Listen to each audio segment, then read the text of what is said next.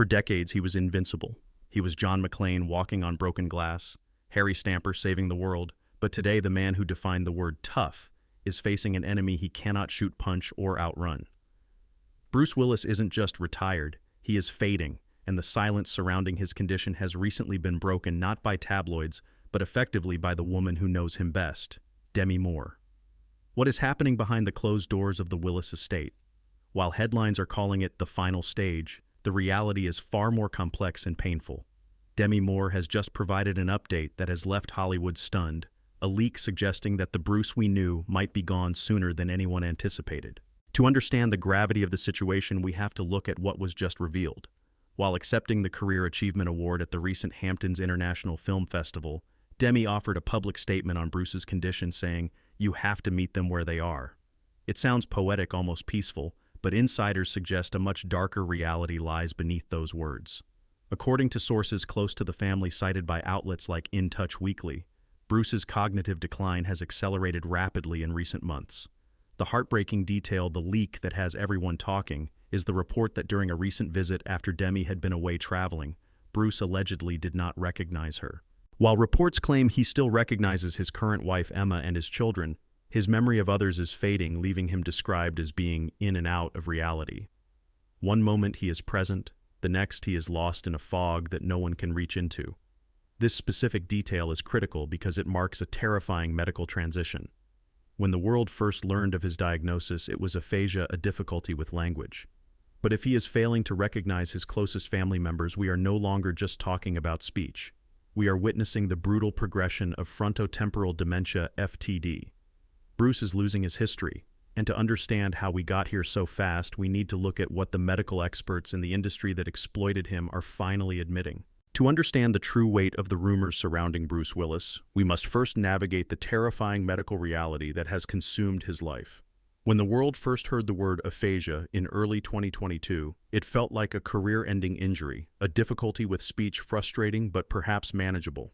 However, the subsequent diagnosis of frontotemporal dementia, or FTD, shifted the narrative from a struggle with words to a struggle for the very essence of the self. Most of us hear dementia and immediately picture Alzheimer's disease, where memory is the first casualty, forgetting keys, then names, then faces.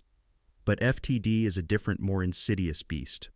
According to the Association for Frontotemporal Degeneration, this disease attacks the frontal and temporal lobes of the brain, the command centers for personality, behavior, language, and executive function.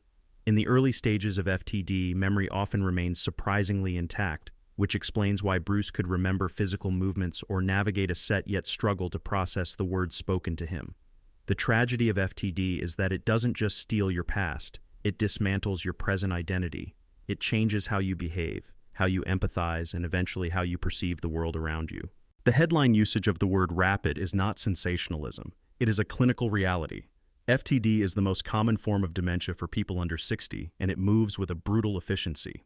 Medical experts note that the average life expectancy after symptoms become noticeable ranges from just 7 to 13 years, but the functional decline, the ability to communicate and care for oneself, can happen much faster. This is why the leak about Bruce failing to recognize Demi Moore is so significant.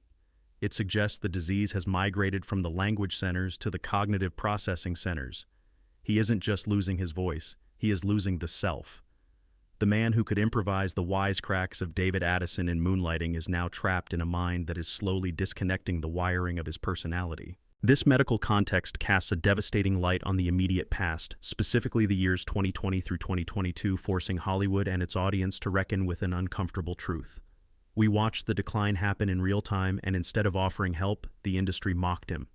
This era, now colloquially known as the geezer teaser phase, saw Bruce Willis appearing in dozens of direct-to-video action movies with generic titles like Cosmic Sin, Out of Death, and Fortress. At the time, the critical reception was vicious. Audiences complained that Bruce looked bored, lethargic, and completely checked out. He was accused of destroying his legacy for a quick paycheck, often earning $2 million for just 2 days of work. The criticism reached its peak when the Golden Raspberry Awards, or the Razzies, created a special category in 2021 solely for him, Worst Performance by Bruce Willis in a 2021 movie. It was a public humiliation, a collective joke at the expense of an icon who seemed to have stopped trying. But we now know the heartbreaking truth: Bruce Willis wasn't lazy. He was racing against time. According to investigations later published by the Los Angeles Times, Bruce was acutely aware that his cognitive window was closing. He wasn't working to buy another yacht. He was working to build a financial fortress for his blended family before he became incapacitated. Those bad movies were an act of desperate love. On set, the reality was painful to witness. Reports surfaced that Bruce required an earpiece because he could no longer memorize lines. He wasn't phoning it in. He was being fed his dialogue word by word, struggling to repeat phrases that his brain could no longer retain. In one reported incident on the set of Hard Kill, there was confusion over a prop gun, a terrifying sign that his executive functioning was failing. Yet he pushed through. He continued to stand in front of the camera looking like the hero we remembered, while internally he was fighting a battle far harder than anything in Die Hard. Hollywood in hindsight owes Bruce Willis a profound apology. The industry that built him up spent his final active years tearing him down, mistaking disability for apathy. When the diagnosis was finally made public, the Razzies rescinded their award, acknowledging that it is inappropriate to mock a performance affected by a medical condition, but the damage to the public perception had been done. There is a tragic irony in realizing that while critics were writing reviews about his wooden acting, Bruce was likely using every ounce of his remaining willpower just to focus on the person standing in front of him. This sense of missed opportunity is perhaps best encapsulated by the rumors involving Quentin Tarantino. There was significant buzz that Tarantino, who revitalized Bruce's career with Pulp Fiction, wanted to cast Bruce in a small role in his final film, The Movie Critic, as a way to bid farewell to the silver screen properly. It would have been the perfect bookend of Final Bow directed by a friend. But sadly, it appears that ship has sailed. The progression of the disease is seemingly too advanced for even a cameo. The rapid decline has robbed us of that cinematic goodbye, leaving us only with the straight-to-video testament of a father doing everything he could to provide for his children while the sun went down. The gravity of this situation pulls us away from the screen and into the home where the only audience that matters now is his family. If the medical reality of FTD is the storm raging outside, then the Willis estate has become the shelter, a fortress held together not by stone and mortar, but by a unique and powerful alliance of women. To fully grasp the emotional weight of Bruce's decline, we must look away from the tragedy of what is being lost and focus on the beauty of what is being preserved by his blended family. In the typical narrative of Hollywood divorces, the ex-wife fades into the background, often replaced by bitterness or distance. But the story of Bruce Willis, Demi Moore, and Emma Hemming Willis is rewriting the script on what family means. Demi Moore isn't just an ex standing on the sidelines. She has positioned herself as a co-guardian of Bruce's legacy. When we analyze the so-called leaks or updates coming from Demi, we shouldn't view them as gossip. Instead, they appear to be a calculated, compassionate effort to prepare the public for the inevitable. By sharing these hard truths, like the heartbreaking detail that he may no longer recognize, her Demi is acting as a buffer for the family. She is absorbing the shock of the public reaction so that Emma doesn't have to bear that burden alone. Demi is the keeper of the old Bruce, the man who was a husband and father in the 90s, ensuring that his past remains vivid even as his present fades. However, the heaviest lifting falls on the shoulders of his current wife, Emma Hemming Willis. While Demi holds the memories, Emma holds the daily reality. We must acknowledge the profound difficulty of her role as the primary caregiver. In her candid posts on social media and her advocacy work for World FTD Awareness Week, Emma has been open about the concept of ambiguous loss, grieving a person who is still physically right in front of you. She is watching the man she married, her partner, her protector, slowly regress into a state of childlike dependence. Emma has described the experience as a heavy burden, noting in a tearful Instagram update that grief is the purest form of love. She isn't just fighting the disease. She is fighting to maintain normalcy for their two young daughters, Mabel and Evelyn, while watching her husband slowly disappear. It is a terrifying transformation to witness the tough guy hero becoming vulnerable, confused, and fragile. Yet instead of crumbling, Emma and Demi have formed a protective circle around him. This unity is most visible in the images that occasionally grace our feeds, the ladies of Willis. We see photographs of holidays where the lines between the two families are completely erased. Demi, Emma, and all 5 daughters, rumor scout Tallulah, Mabel, and Evelyn, surround Bruce. In these frozen moments, the tragedy is palpable, but so is the love. Bruce is often seated in the center, perhaps wearing plaid pajamas, a soft smile on his face. But if you look closely at these recent photos, you can see the distance the insiders talk about. His eyes, once sharp with that signature mischievous glint, now often seem to look through the camera rather than at it. He is there surrounded by love, yet drifting in a world of his own. This brings us to the most profound lesson this family is teaching us, encapsulated in Demi Moore's recent advice on The Drew Barrymore Show. When asked what she tells her children about their father's condition, she said, "I tell them to meet him where he is."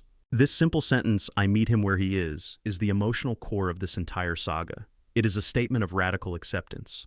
It means letting go of the desperate desire for the old Bruce to walk through the door with a joke and a smile.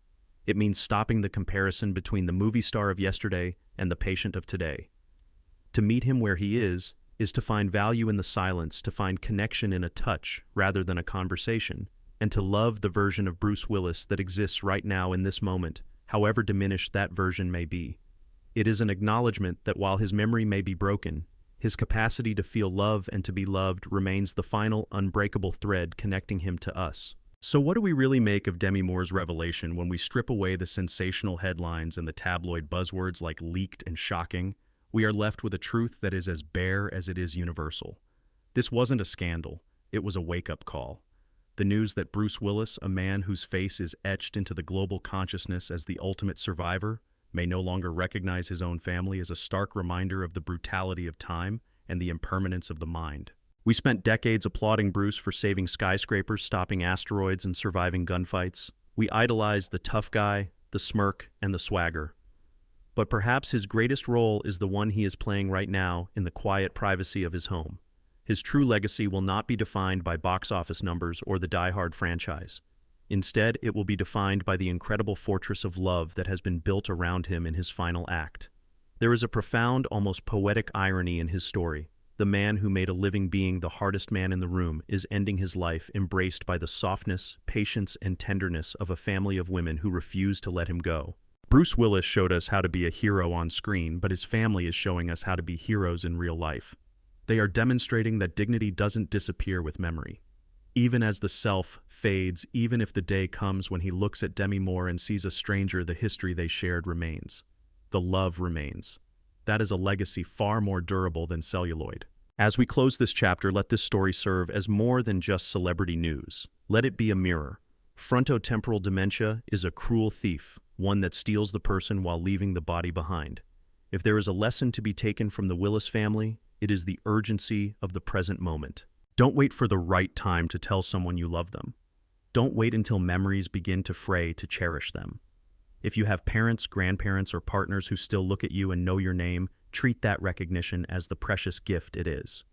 We often think we have more time than we do, but as Bruce's rapid decline has shown us, the lights can dim faster than we ever expect. We are watching a legend fade into the dark, but he is not doing so alone. And that is the best ending any of us could hope for. Thank you for watching. Bruce Willis has given us decades of entertainment, from the comedy of Moonlighting to the grit of Pulp Fiction. Which version of Bruce will you remember most? Is it the action hero, the comedic genius, or the loving father we see today?